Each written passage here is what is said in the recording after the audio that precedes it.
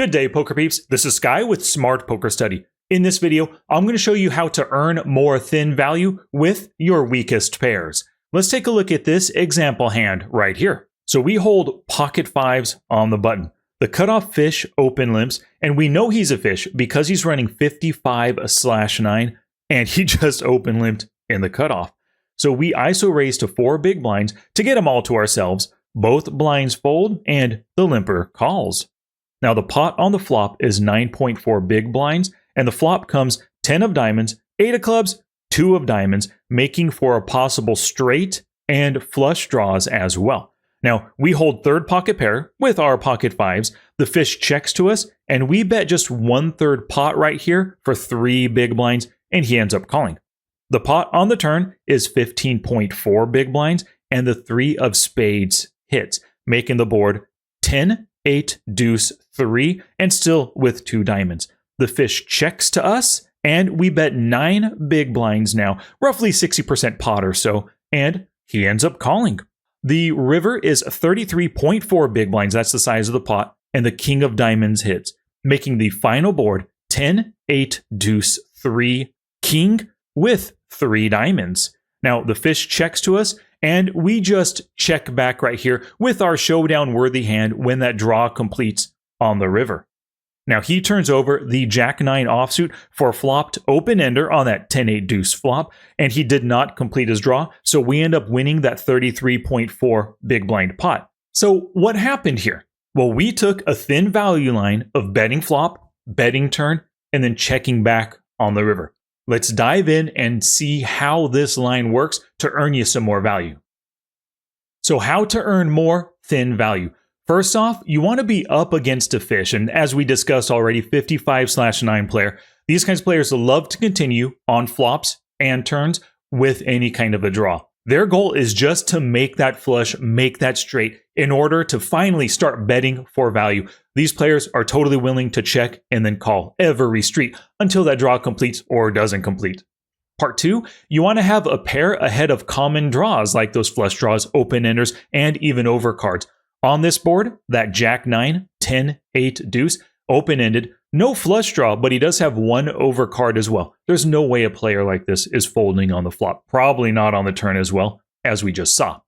Number 3, the board contains draw possibilities, as we see here with the 10, 8, deuce on the flop, a couple of diamonds. Yeah, the 3 doesn't really add many draws other than now Ace-5 has a gut shot with the deuce and the 3 on the board. And part 4 of this, you want to bet on the flop a smaller bet to convince the overcards, the open-enders, the gut shots to just stick around a little bit longer.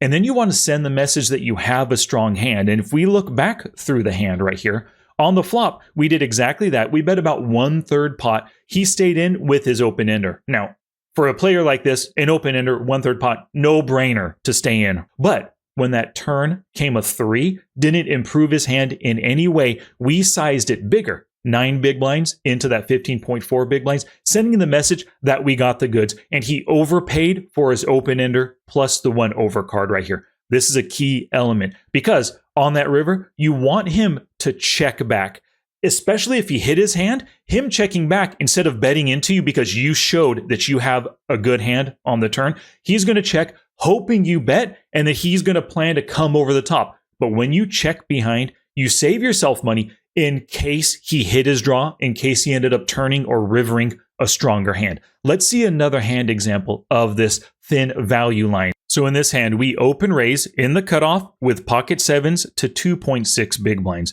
The button folds, and the 80 big blind small blind player decides to call, and the big blind folds. We go to the flop, we are heads up, in position with our pocket 7s, the pot is 6.2 big blinds, and the 8 of diamonds, 5 of clubs, 3 of spades hits the board. Now the fish checks to us, and we bet about half pot now, 3 big blinds into the 6.2, and he calls. Now, for the thin value line, you don't have to stick with about 1/3 pot and then size it up on the turn. Going half pot and then roughly half pot again is absolutely just fine. The idea here is that you're betting for value with a hand that has showdown potential. You're in position against him as well. So if he makes any moves in the future, you have a little bit more time in that positional advantage to assess what's going on, potentially leave the hand if necessary. So after he calls, the pot on the turn, 12.2 big blinds, and the 4 of diamonds hits, making the board 8, 5, 3, 4 with 2 diamonds. Again, he checks to us, and we come out firing. We're barreling 5 big blinds into 12.2. A little bit less than half pot right now. And one of the reasons we're doing this is because this player is turn honest versus c-bets. He's folded 1 out of 1 times so far. So we kind of want to get value. We want his 2 overcards to continue right now. So we bet that 5 into 12, giving him more of incentive, like, betting smaller to show some weakness, to get weak overcard hands that we're ahead of with our pocket 7s. We want them to call to continue. He ends up calling. The river comes the deuce, or deuce of hearts, making the final board 8, 5, 3, 4, deuce. And the flush draw did not complete, but there are 4 to the straight, deuce, 3, 4, 5. He checks to us, and we could be beat right now. He could have rivered us, so we just check behind. He ends up showing us the queen, jack of diamonds for the flop 2 overcards, turned flush draw, and he whiffed on the river. And we take down that 22.2 big blind pot. And lastly, when it comes to earning value, if they fold on the flop or turn, yay, that's totally fine. Never frown when you take it down. If he would have folded on the turn, a spot where he is honest, so far at least, when we bet 5 into 12.2, if he would have folded, awesome. We don't risk him hitting a diamond on the river or a queen or a jack. So I would have been happy taking this down with the 5 big blinds on the turn as well. Now, sometimes these thin value lines, they can backfire on you. So let's take a look at this ace-8 suited hand. So under the gun folds and we hold the ace-8 suited, we open it to 3 big blinds in the MP, 3 folds, and the big blind player, a 23/20 player, decides to call us. So the flop comes down. We are in position with the ace-8 suited. It's a 6.4 big blind pot, and it comes down 8, 5, 3 with a couple of spades. Now the big blind checks to us, and we bet with our top pair, top kicker hand, ace-8 on the 8-5-3, we bet 3 big blinds going for some value. He ends up calling us. The pot on the turn is 12.4 big blinds. The 9 of hearts hits, making the board 8, 5, 3, 9 with a couple of spades. Once again, he checks to us, and then we decide to bet for half pot right here, 6 into the 12.4, and he calls us. Now, on this board, 8, 5, 3, 9 with a couple of spades, tons of draws could have potentially just now given us value. On that river, the queen of clubs hits, making the final board 8, 5, 3, 9 queen with no flush draw possible. 24.4 big blinds, and he checks to us. We check back with our third pair hand. Remember, the ace-8 and the queen and the 9 are on the turn, and the river right here. He turns over king 9 offsuit. So he took down this 24.4 big blind pot. Sometimes it goes to show that your opponent can call on the flop, giving you value, but they hit their hand on the turn. You bet once again trying to get value, but they end up turning a better hand, I should say, to beat your top pair hand. Them's the breaks. So like I said, sometimes these thin value lines backfire on us, but there are some things to watch out for. I got 4 points for you right now. Point number 1 is they sometimes call flop and turn with better hands. He doesn't have to come out raising right here. We easily have like an overpair, pocket 10s or better on this board. He's just check calling now that he has showdown value. Absolutely valid play on his part right here. Sometimes though, if they hit the river, if the fish fires on that river, they often want value, so just fold. Him checking doesn't necessarily mean that he has a hand that he could fold at this point. We could have barreled, now turning our showdown-worthy hand into a bluff. We probably could have gotten him to fold by betting, 15 into the 23 big blind pot, but we took that value line, and sometimes it just doesn't work out. He checked, allowing us to see a free showdown. If he just had an ace-high hand or a couple of busted spades that didn't work out, or even a weaker 8, maybe 8-10 on this board, we would have taken it down. Second point over here. Sometimes when they complete a draw, they're going to come out firing. So the idea here is that you bet for value on the flop and turn, knowing that they hold potential draws in their range. When that draw completes and they lead on the river, it's usually a very strong hand, so it is okay to fold. Now, especially when this is a fishy player that you're up against, they can lead on that river. Let's take a look at another hand. So we open raise on the button with queen 9 suited. The small blind folds, and the fishy player in the big blind decides to call. Flop comes down 9-3-3 rainbow, 4.5 big blinds in the pot. We have top pair with a queen kicker, the queen 9 on the 9-3-3. Now, we don't have a backdoor flush draw or anything because it's a rainbow board, but at least that top pair definitely gives us some showdown value, and we can bet at least the flop to get value right now. He checks to us. We bet 3.2, a little bit over the half pot at this point, maybe roughly 3/4 pot or so, and he ends up calling. Now, I really don't like the size of this bet. It's too big for going for thin value. One of the key points I already mentioned was betting a little bit smaller on the flop to get them to continue with all their weaker overcards and weaker kind of backdoor draws. By betting so big, I limit the hand strengths that he can call with. I'm not getting thin value like I'm looking for. Plus, usually in a thin value line, you want to bet bigger on the turn. By making the pot bigger right now with a 3/4 pot bet, I'm going to have to make an even bigger bet on the turn to send the message that I got the goods. And when these thin value lines backfire, you're spending a little bit too much on the turn now.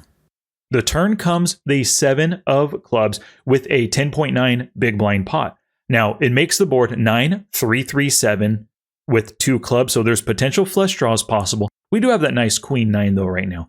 He checks, and then we come out firing a little bit over half pot, 6 into the 10.9 big blind pot. He ends up check calling us. Now the queen of clubs comes, making the final board 9-3-3-7 queen, and we just rivered top 2 pair.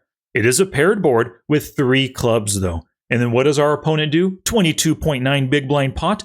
Boom! Comes out firing for 32.7 big blinds. I really get the sense that he loves his hand right now. If we take a look at his statistics, so far, 0 out of 3 opportunities betting on the river. And on the river, when facing bets, he's folded 1 out of 1. So he seems like he's probably river honest. He's also betting 150% pot. Yeah, he loves his hand. We end up just folding our top 2. It's a bummer when such a lovely hand has to be folded, but he's telling us he's got the goods. And because this is an ignition poker hand, one of the great things about this is that we can download the whole cards the next day, and then boom, he had the ace 9 of clubs. So actually, if we go back through the hand, on the flop, we thought we were betting for value, and we were betting for value, but he actually had a better hand, top pair, top kicker, where we had top pair, queen kicker. On the turn, picked up a flush draw, still had a better hand than us. He check called with the better hand. And on the river, he hit that queen of clubs. I think a check with the check raise would have been a better play, or a check with a plan to check raise would have been better than just coming out firing 150% pot. But luckily he did that. We folded and saved a little bit of money. Now, the third thing to watch out for is that sometimes when you bet on the flop, you end up checking back on the turn. You do a bet check line, and that ends up causing you to face a river bluff sometimes. Versus this kind of a player, he was a fishy player with the ace 9, potentially wouldn't have made that play. But you can imagine on that turn, if we had checked right here, boom, he could have come out firing on the river. If we didn't have a solid hand, it's an easy bluff to make. So be careful if you're thinking about going for a thin value line. You bet flop, bet again on the turn. Send the message that you got the goods. So in case he rivers you, he's going to check and you check behind you. Now, versus those strong, loose, aggressive players, they're going to call, and then lead river to bluff you. You could imagine this player did not have to have a rivered flush when he made this bet. That could have easily been a bluff. So it's something to watch out for. And that's why originally I said you want to do these thin value lines versus fish, because they're less likely to bluff you on the river. Plus, when you increase your size from flop to turn, it signals that you got the goods. Your opponents are going to be at least that much less likely to come out firing big to bluff you on the river. Now it's time for you to take action. First off, please like the video if you like the video, subscribe for more, and leave a comment down below. Especially let me know if you tried this play for yourself and if you found some success with it. Next up, when you flop a pair in position versus a fish, try this thin value double barreling line for yourself. Let's see how many times you can make it work in your next few sessions. I also want you to go into Poker Tracker 4 and filter in your database for bet, check lines and review 20 hands. As you're going through these hands, look for ones where you had some kind of a medium to maybe like a weak kind of top pair hand. Some of those bet check lines are going to work. You're going to win a decent sized pot. Analyze those and ask yourself, why did this work? Why did I earn value right here? Why did my opponent call, flop, and turn and award me that pot on the river? Also, some of them are not going to work, like this Queen 9 hand that we just saw. Review those hands and ask yourself why they didn't work. What could you have done better to maybe save yourself some money, to get value, to avoid the bluff, whatever ended up happening, right? Analyze those losing hands to figure out what didn't work so that you can make better plays the next time you play. All right. Thank you so much for watching. I'll see you in the next one.